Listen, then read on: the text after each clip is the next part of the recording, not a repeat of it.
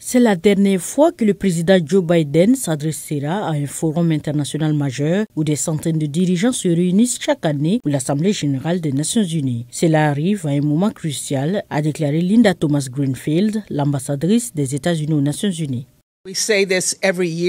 Nous le disons chaque année, mais cette Assemblée générale des Nations unies intervient à un moment plus critique et plus difficile dans le monde. La liste des crises et des conflits qui exigent une attention et une action ne semble que s'allonger. En tête de liste, Gaza. La position des États-Unis n'est pas en phase avec le reste de l'Assemblée qui a adopté la semaine dernière à une écrasante majorité une résolution exigeant qu'Israël mette fin à son occupation du territoire palestinien dans les 12 prochains mois. Les États-Unis figuraient parmi les 14 votes à dire non, ce qui, selon Thomas Greenfield, correspond à l'opposition de Washington aux mesures unilatérales qui sapent la perspective d'une solution à deux États. Les analystes s'attendent à ce que Biden discute de son soutien à Israël et à l'Ukraine dans son discours de cette année. Il souligne ces deux conflits comme des défis majeurs à la fin de sa présidence.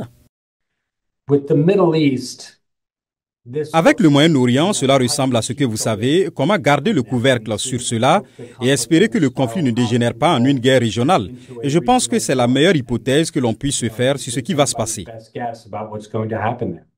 Malheureusement, une chose est claire, le conflit aura bientôt 1 an avec plus de 100 otages qui restent détenus par le Hamas.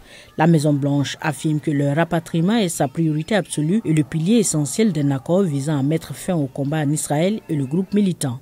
Jim Kessler a déclaré que de nouveaux dirigeants accueilleront chaleureusement Biden lors de son discours d'adieu car il a utilisé son mandat pour reconstruire des alliances et établir des normes mondiales. Il y a beaucoup d'affection pour lui dans la plupart des pays, bien sûr. Il y en a quelques-uns où il n'y en a pas. Le président Joe Biden devrait s'exprimer à New York mardi.